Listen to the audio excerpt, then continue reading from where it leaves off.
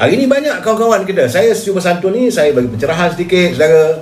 Jadi menurut saudara Mukhtar Yusof, dia kata sebagaimana coretan saya tadi, kerana dia kata saya adalah salah seorang warga UMNO, dan selama 3 kali pilihan raya saya memegang jawatan sebagai ketua cawangan saudara Mukhtar Yusof.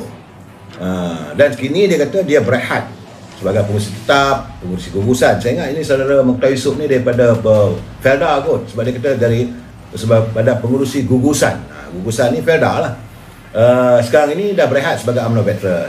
Jadi daripada setiap 14 cawangan UMNO yang nanti pengurusi untuk menguruskan setiap pentadbiran cawangan-cawangan tersebut, beliau merasakan sangat-sangat kecewa dengan tindakan ahli Parlimen UMNO sekarang ini yang lebih mementingkan diri daripada rakyat. Ini is a great danger. Saya harap semoga dengan ada pencerahan yang saya buat ini dapat membuka minda Datuk Seri Zahid Hamidi selaku Presiden UMNO agar beliau lebih tegas dalam pemilihan untuk menurunkan calon-calon muka baru dalam PRU 15 akan datang. Kalau masih meletakkan calon yang ada sekarang ni, besar kemungkinan UMNO akan hilang kuasa. Itu kenyataan daripada mantan ketua cawangan. Sebab itu saya katakan akar umbi sudah bersuara. Presiden kena memikirkan, kena ambil pandangan ini. Ini bukan pandangan dilontarkan secara memutus-tuli. Jadi semoga info-info ini dia kata yang bila dapat daripada ahli-ahli bawahan melalui pengalaman yang lepas, boleh dikatakan katanya 80 hingga 90% ahli UMNO akan mengikut keputusan Majlis Tinggi, tetapi kekecewaan itu mereka bawa di peti undi nanti. Dan kalaulah ahli sendiri sudah mula meluat dengan tindak tanduk ahli-ahli parlimen yang dianjung kuasa sekarang ni, jawapannya UMNO akan huyup. Jadi harap Presiden kena tegas dan berani membuat keputusan demi maruah UMNO. Yang 10% baki lagi itu tak ambil kisah sangatlah, tapi 90%. Ini keadaannya saya. Jadi saya melihat sebenarnya saudara, ini keadaannya sesuatu yang amat menyedihkan bila kita melihat sikap dan gelagat sebahagian daripada pimpinan UMNO yang masih belum sedar diri. Sepanjang kemelut untuk menarik sokongan daripada Perikatan Nasional itu hari, kita dapat melihat ahli akaumbi kata begini, Majlis Tinggi kata begini, perhimpunan kata begini. Mereka membuat macam-macam alasan. Kemudian ramainya masih lagi angkuh sombong. Sikap sombong dan angkuh mereka masih tercerna. Jadi mereka meletakkan kepentingan diri mengatasi kepentingan peribadi. Dan ini sukar dinafikan saudara. Jadi kekalahan musim PRU 14 lalu sebenarnya belum cukup untuk menyedarkan sebahagian daripada mereka untuk meneruskan budaya warlord. Sebab dapatan saya sudah mula sekarang ni bergerak di perangkat cawangan, di perangkat bahagian. Aku nak orang ni, aku nak ni, aku nak. Masih lagi bergelut untuk mencari jawatan. Sekarang ni masanya, apa ada masalahnya? Presiden UMNO biarlah Zahid Hamidi, Perdana Menteri Datuk Seri Ismail Sabri, santunilah beliau. Berilah bantuan, berilah sokongan moral, berilah pandangan. Bukan hanya sekadar mengampu. Ini keadaannya, saudara. Dan mereka berlumba-lumba. Sebab waktu bila UMNO kalah, mereka lari. Bila UMNO sudah dilihat tidak mempunyai kuasa, mereka meninggalkan parti UMNO. Yang melompat, yang mencerca parti ini.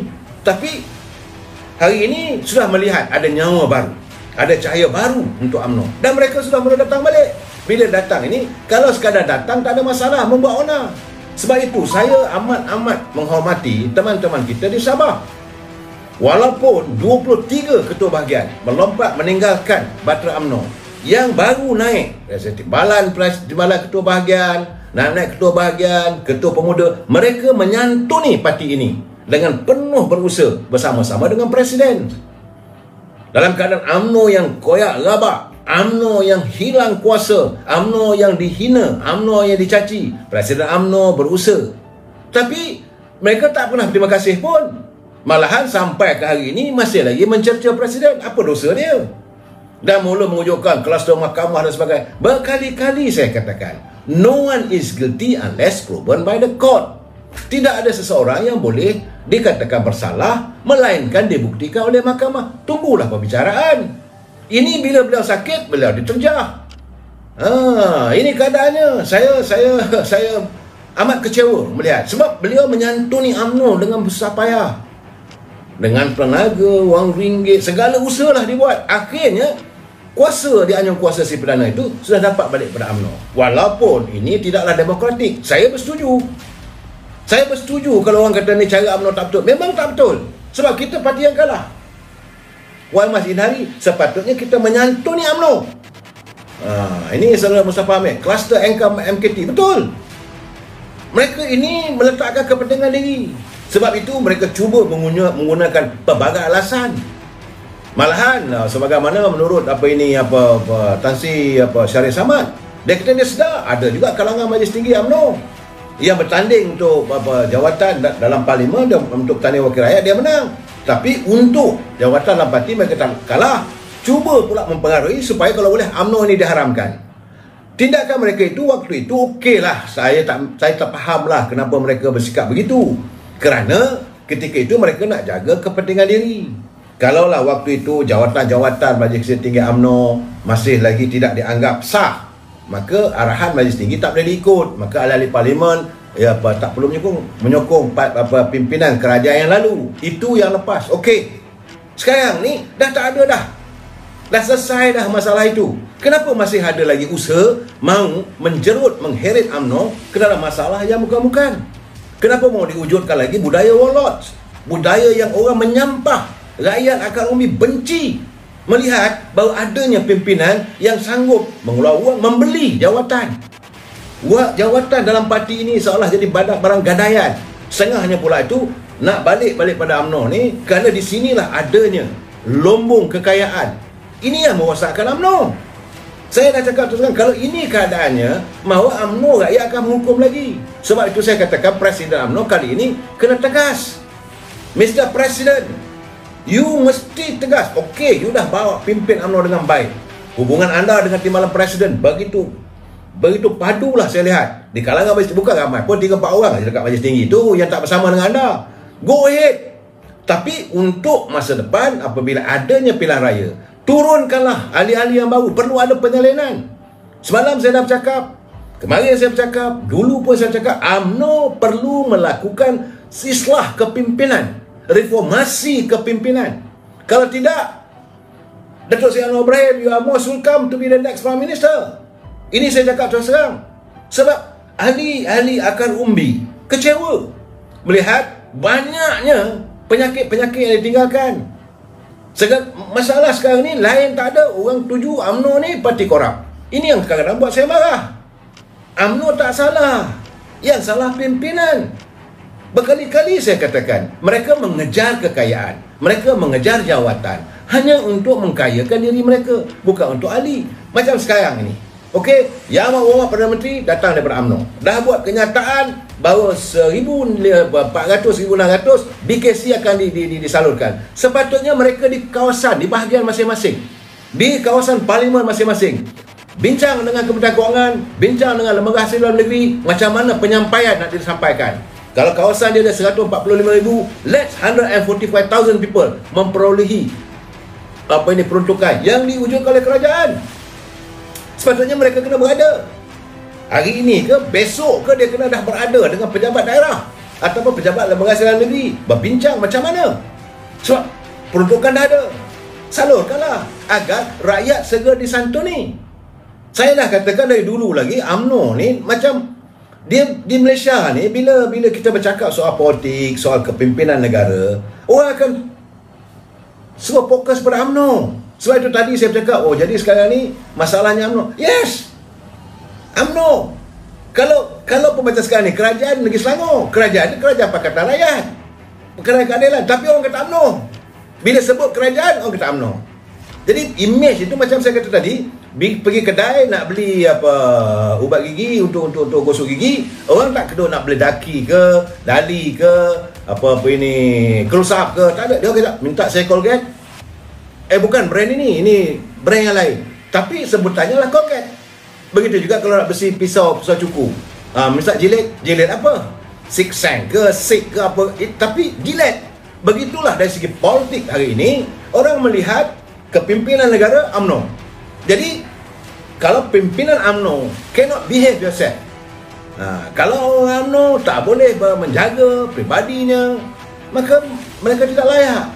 Jadi Mr. President, sebelum kita dikantoikan oleh rakyat, sebelum rakyat memberi pengajaran sekali lagi, dulu pilihan raya yang dulu pun ialah di samping segala tuduhan macam-macam yang dilontarkan oleh pembangkang, mereka yang dulu berada dalam UMNO, jadi akhirnya rakyat buat keputusan menolak UMNO. Apakah kali ini setelah kita berada kesempatan ini, kita nak biarkan rakyat menolak lagi? Sebab itu saya katakan, wang bukan segala-galanya. Jangan ingat taburan hamburan wang ringgit rakyat akan mengundi kita. Tidak. Rakyat dahagakan kepimpinan untuk melihat bagaimana kita menyantuni negara kita ini, kita mentadbir negara dengan sebaik mungkin. Dan saya juga melihat bahawa adanya elemen hari ini kerjasama antara kaki tangan kerajaan, pimpinan kaki tangan kerajaan dengan pimpinan politik agak renggang. Kerana mereka sudah kurang ada hormat kepada pimpinan UMNO. Disebabkan pemimpin UMNO itu sendiri, kalau dia menjadi pengurusi pada sesuatu keputusan, mesyuarat apa semua, dia meletakkan elemen korupsi diri dia, nak meluluskan itu, meluluskan ini. Mungkin kerana dia ahli parlimen ataupun ahli dewan negeri ataupun dia esko kerajaan negeri, bila dia turun ke bahagian-bahagian, dia turun ke pejabat daerah, tentulah tuan pegawai daerah itu akan memberikan dia sebagai mempengurusikan mesyuarat. Bila memberi pengusyuarat untuk tender dan sebagainya, kalau dia letakkan kepentingan diri dia, dia letakkan kroni dia, dia hendakkan orang itu, orang ni, maka tentulah kaki tangan kerajaan terasa sedangkan orang tak layak. Jadi sebab itu akhirnya kaki tangan kerajaan buat sepi. Ini yang sedang berlaku, yang saya perhatikan. Penghormatan kaki tangan kerajaan terhadap pimpinan politik jatuh meleset begitu teruk. Tapi mereka, dia ada servant of the day. Dia ada akan serve pada the government of the day. Hari ini kerajaan, hari ini pimpinan UMNO, tentulah mereka akan serve. Tetapi apakah mereka akan bersama bersetuju dengan pandangan kita? Ini perlu dihayati. Sebab itu saya katakan, Mr. President, Datuk Seri Zain Hamidi, ayo jangan tunggu lagi. Mana wakil rakyat yang tak perform? Tukar. Macam saya katakan apa yang berlaku di Perak lah, memalukan. Jadi orang macam Datuk Sulaiman yang di Melaka, dia begitu patuh, begitu prihatin dengan kehidupan rakyat. Orang macam ni mesti dikekalkan. Orang yang baik macam di Johor, Datuk Asni, okey, terus kekalkanlah, apa nak tukar-tukar. Tapi ahli di parlimen yang masih ada lagi yang berada sebagai majlis tinggi, tapi kita tahu perangai dia, kita tahu dia punya gugurkan, jangan takut. Saya tahu bahawa presiden mungkin terfikir mungkin ada sabotaj. Rakyat tidak akan terikut dengan sabotaj pimpinan untuk masa akan datang. Pilihan raya akan datang, rakyat memerhatikan siapa calon. Kalau calon itu bersih, calon itu muka baru, calon itu anak-anak muda, saya yakin kita akan mencapai kemenangan. Tapi kalau yang ada sekarang ni, jawabnya Datuk Seri Anwar Ibrahim, your party is worth welcome lah, tunggu tudisi perdana. Ini saya melihat, kalau tak ada daripada UMNO, PKR akan menyantuni. Ini gambaran saya cakap, untuk nak harap daripada MCA, nak daripada MIC, jauh panggang daripada api lah saudara. Saya tak tahulah apa yang berlaku di Sabah dan di Sarawak. Tetapi untuk di Semenanjung ini, dan kalau saya akan membicarakan tentang kedudukan politik pilihan raya bila tiba masanya. Cuma saya nak mempesan kepada Presiden sekali lagi, Datuk Seri Presiden, pastikan calon-calon yang akan diturunkan, kalau ada pilihan raya kecil ke, ataupun banner lah daripada sekarang.